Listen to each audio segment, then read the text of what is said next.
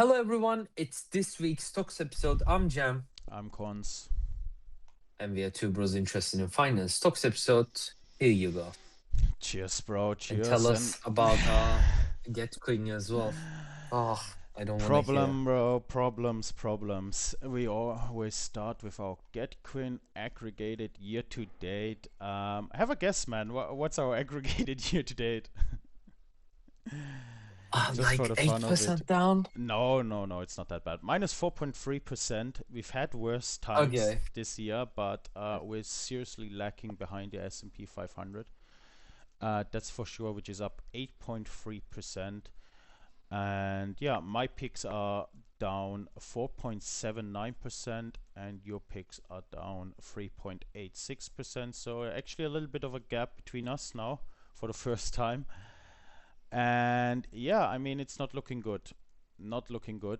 And I don't know what to say, man. Like, regarding the picks, right? Amazon is up 5.32% year to date. It also had a cheeky correction in the last couple days. We're doing fine with it, but yeah, slow moving Amazon, man. Slow moving Amazon. I don't know if you want to add something to this.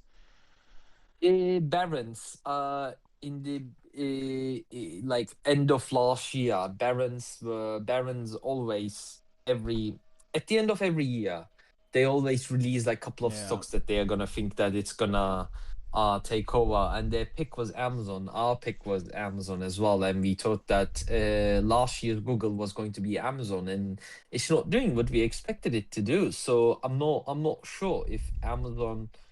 I still do believe that Amazon is gonna have the run, but I started to lose my confidence in the run that we expected it to have. I mean, recently it had, right? But it's typically doing what Amazon's been doing for the last 5 years, right? Sell off immediately right after a run. Yeah. So like I think I was up 40% in my position, now back up like at 30 or 25, something like this. So yeah, it's slow and painful, but like you say, I think I'm still confident in Amazon, and it's one of those who's gonna skyrocket soon enough. And Hopefully, yeah. I think we can see the $300 in a year times. Let's see, but Yeah. I'm quite Yeah, confident. hopefully. Yeah. I'm gonna move on to the next a problem child, Mastercard, down Yeah. 13%, 12.99, and yeah, it's not looking amazing. I actually, it's one of the companies I'm actually really bullish on. I think this company is gonna just break out, and then it's gonna go to new all-time highs, and it's This also year. I don't think it doesn't have to reach all-time highs this year, but by the end of next year, I think we can see that realistically with Yeah. Mastercard. Yeah. So it Yeah. it doesn't need a lot of time. It's very conservative. Maybe it's slow moving as well, but I think it's gonna be fine in the long term. Next 5 years, we're gonna be, I don't know, reaching $600-700. Slow but steady. And it's one of those companies I'm really still thinking, actually, should I buy more? This is the most convincing for me right now, if I should put more money into MasterCard. Yeah.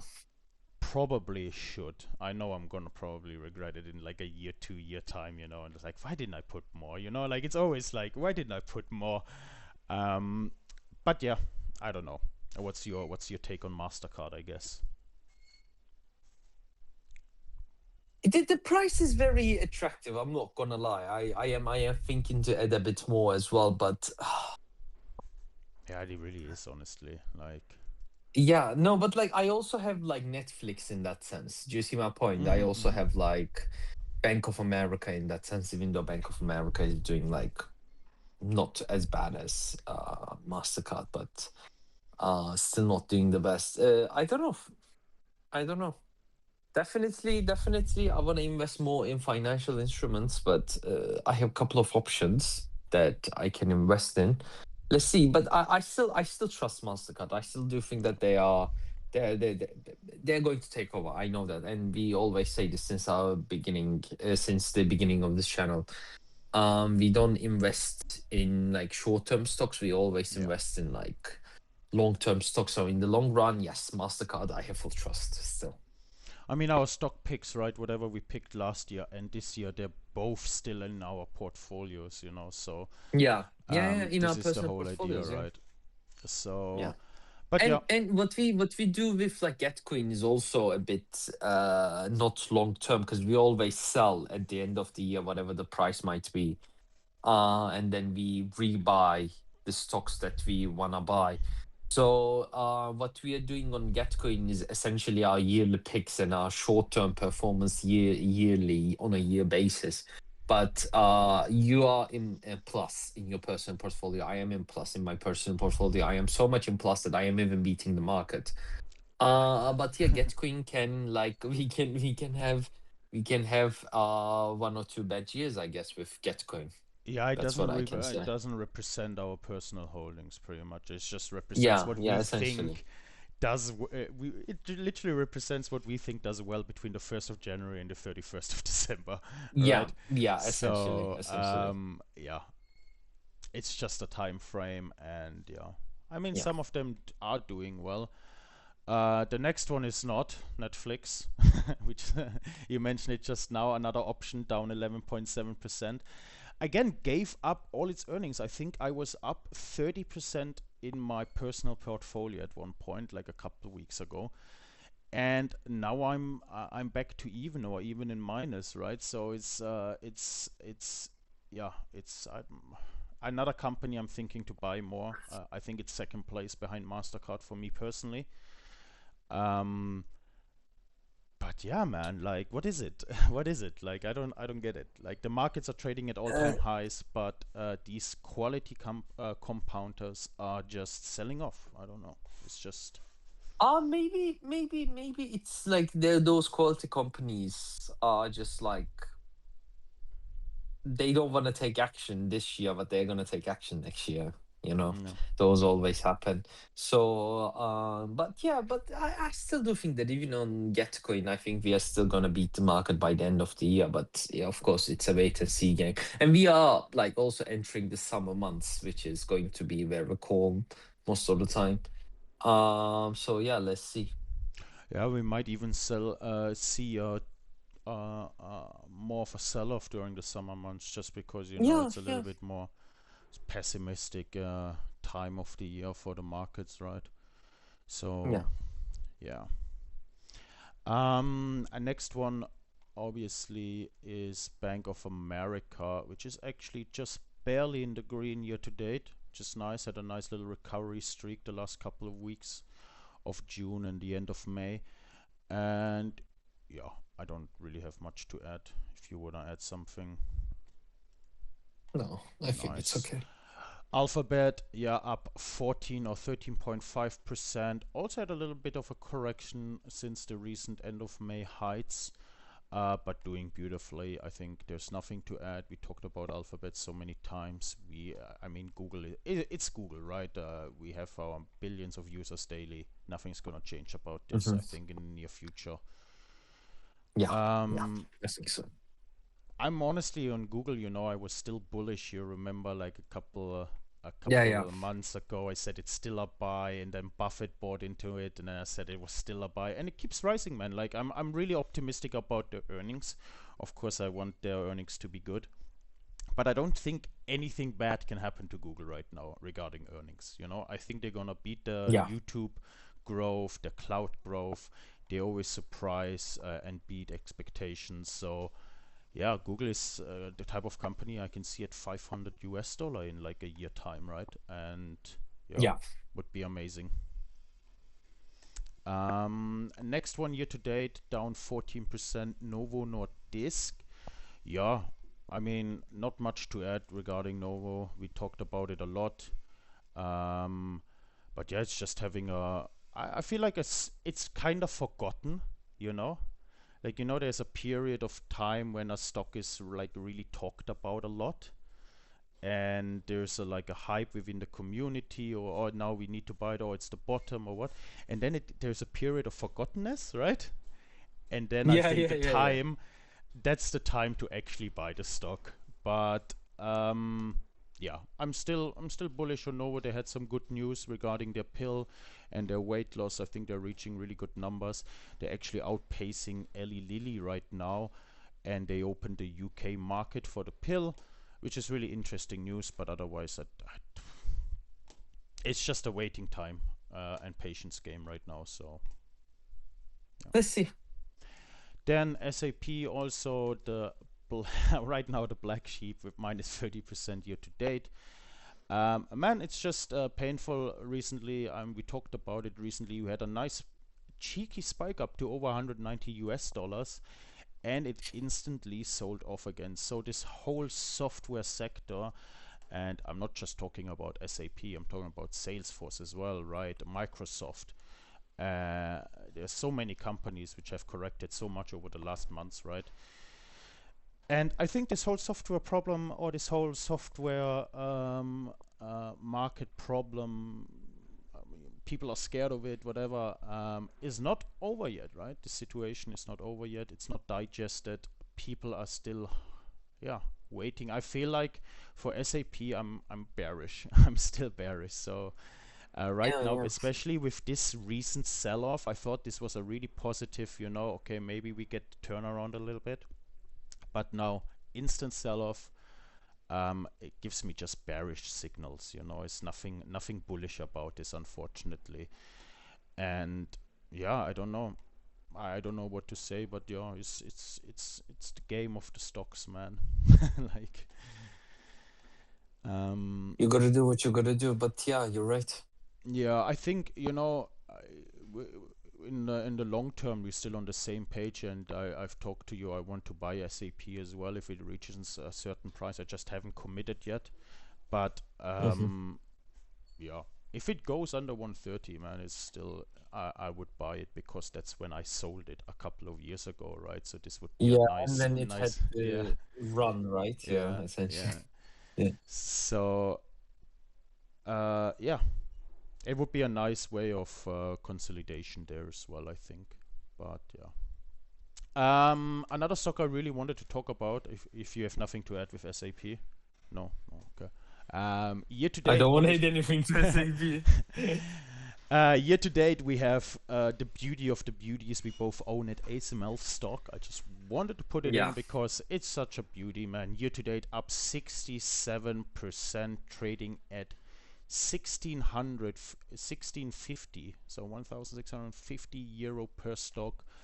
I remember we bought it like 500-600 euros last year. It was a beautiful time, and yeah, it's just an amazing performer. I think I'm up 180% in my personal portfolio. You 170. Yeah, amazing returns for a good solid year.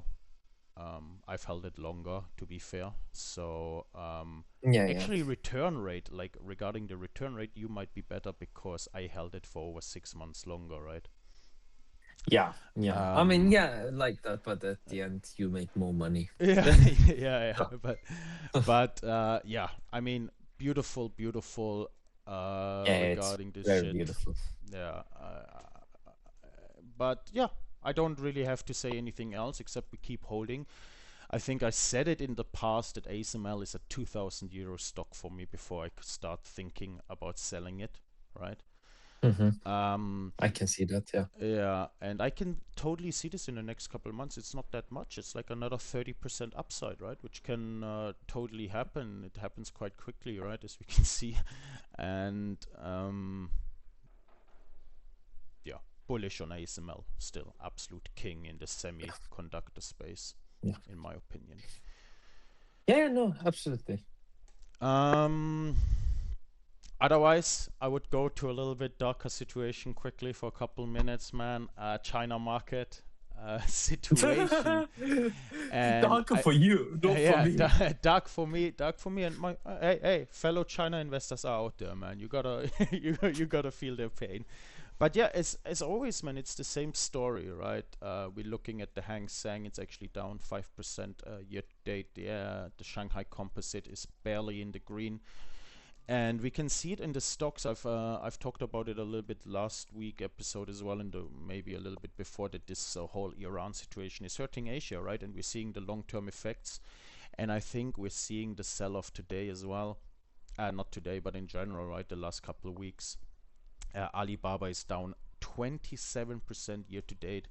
Xiaomi is down 34%. I think Tencent is down 22%. These are crazy numbers, man. Corrections in the China market are no joke. Like you gotta have you gotta have nerves of steel, man, to deal with this shit. Because you get your 100% gain within a couple of months, but hey, you can also get your 50% losses in like 2-3 months. Easy game. But all I want to say with this right now is that I've been in the Asia market for a long time, right? Since I started investing, I've had Asia market stocks and I've made money on them. But all I can say is this is an absolute buy signal for me, always. like, like, I'm not joking with you, man. I think Okay. this is China corrects like this, and I see the pattern. It has corrected. It makes these 20-30% lows, and then people say, okay, what the fuck is this? And then you get 30-50% returns within a couple of months. The market just changes up. It just happens. And as always, especially with like companies like Xiaomi or Tencent, these are for me long-term compounders. Especially Tencent is amazing compounding machine. Alibaba, of course, very cyclical, but yeah, it is what it is. I'm bullish with China, especially if the Iran situation will be resolved fully. I can see a good cheeky bull run, and we still have the Trump administration, right, which is for me a general bullish signal on China, which I think I've mentioned before in the past. But yeah, I don't know if you have some cheeky knowledge to drop, opinions to drop regarding China. China is always going to be China. My money is not gonna be there because it does these kind of things. I'd rather buy crypto. Crypto seems more stable, and I rest my Whoa. case. Thank you. Whoa. Hey, crypto corrected more than China, that's for sure. But yeah, otherwise I don't really have much to add. I think China is Let's talk sit about off. SpaceX a bit. I Yeah, think we of course. Yeah, the recent SpaceX IPO on Friday happened. We are filming on a Monday, so the second day, and it had a nice cheeky bull run. I think it was 20% up on Friday after the IPO, so people bought into it. My general opinion is, bro, I'm waiting for the 80% drop. I'll buy it at $10 to $20. Then I'll buy into it, but I'm not playing with this company right now. I don't know about you, but did. Not for me. Definitely not for me. But I told you when I saw the 20%, it would have been I mean, like we kind of expected it as well. Like we were like, oh, it's like very hyped. Of course, it's gonna be a plus opening and like a huge plus opening. It would have been a nice trade, but it's just like against our principles. So it is what it is. If we're day trading, this kind of stuff where we could have made money, but um, yeah, I don't know. Today it's up again 4.6%. I think it's trading at like at over 2 trillion valuation, 2.1 actually, what I can see. So yeah, I mean, let's see where the thing takes us. I remember the Coinbase IPO, right? I think it IPO'd at around $400 per stock. It dropped down to 30, right? And I think I bought at $80, within the drop. Mm. And it came all the way back up to 400, but yeah, I think a similar pattern is gonna happen with SpaceX, right? We're gonna see a drop, a reevaluation, and then potentially in the future the gains. But yeah, I'll be watching it, but nothing to buy for me right now. No. Yeah. All right, then I have nothing else to add. If you don't have nothing else to add, earnings are not really happening these weeks anyway, or nothing Yeah. interesting. I think yeah, one topic is what I wanted to actually, one stock I wanted to really talk about was, which I haven't mentioned, is Adobe. What do you think about Adobe trading at a lower PE ratio than 10, right? But still I have no, two I digit remember that growth. message. Yeah. I don't think that I remember you messaging me. I don't think that I replied. Um, you used to use Adobe, right? With your photo editing Yeah, yeah, things. yeah. But I also pirated it, so I'm not gonna lie. Um, why did you do that? Because you didn't want to pay a tremendous amount of money, right? Because Yeah. they are on a monthly subscription, I mean, tremendous amounts of money. If you're not like a real professional, you're not going to pay for it. This no. is my first thing. Second thing, tell me the things that Adobe can do and AI can't. Yeah, I mean, that's the biggest argument against Adobe, right? Do you see my point? So like, okay, yeah, it's a very nice company. They started their like monthly subscription business model, which is amazing. This is what investors want. This is what companies want. Monthly subscribers, the best business model there is. No, maybe not the best, but like definitely one of the best business models there is. Um, but yeah, still. I think they're in danger, isn't like the product wise. Maybe Yeah, I'm wrong. Maybe you're wrong. Maybe people are wrong, but this is what I think. no, I think you're 100% right, and this is the main concern I have with Adobe, right? It's not they people don't really like the products. People don't like spending 300-400 bucks a year for Adobe products, right? Like in the past, you used to buy it for 300 bucks and you had it for life. You know, that was the Adobe. There was no subscription. This whole subscription model is completely new, right? In most corporations. But Mhm.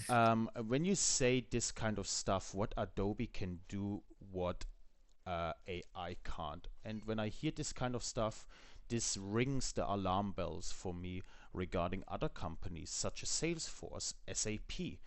You know, this is just a matter of time then for AI. Okay, then Adobe is gonna be replaced by AI in 1 year. Okay, but then SAP's turn is in 3 years. Because if you believe in Yeah. the AI evolution, right, or how it's gonna get better, right?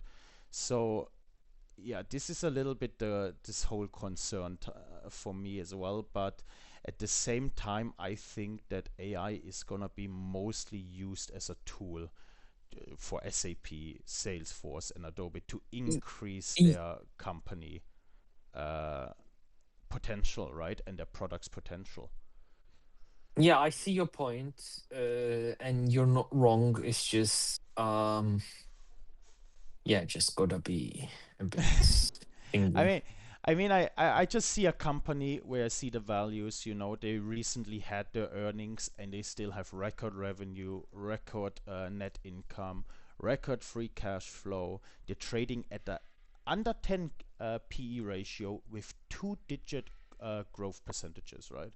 I think they had Hmm. 12% of growth with a PE ratio of 8, which is, I think, ridiculous, right? But at the same Yeah. time, the CFO left as well and other things. But uh, just numbers wise, I think the company looks very interesting. I'm keeping a watch at it, but yeah, let's see. Would be a nice lesson to watch, honestly, if the company Yeah. Let's returns, you see. know. Yeah, let's see. Maybe if yeah, you And gotta it's kind of an investment against AI, right? If you want to, you know, if you yeah. say, okay, AI doesn't work out, right? So all the semiconductors will drop, then Adobe is gonna go back up again, right? The sentiment is gonna shift.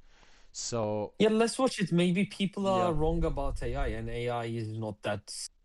Like if Adobe goes high, and that kind of means that AI is not something that we should be scared of. yeah, But if Adobe is getting affected, then AI is not a bubble and it's a real thing.